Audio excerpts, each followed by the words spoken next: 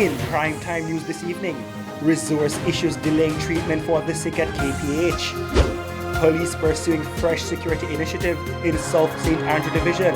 And increased profits for local cement manufacturer.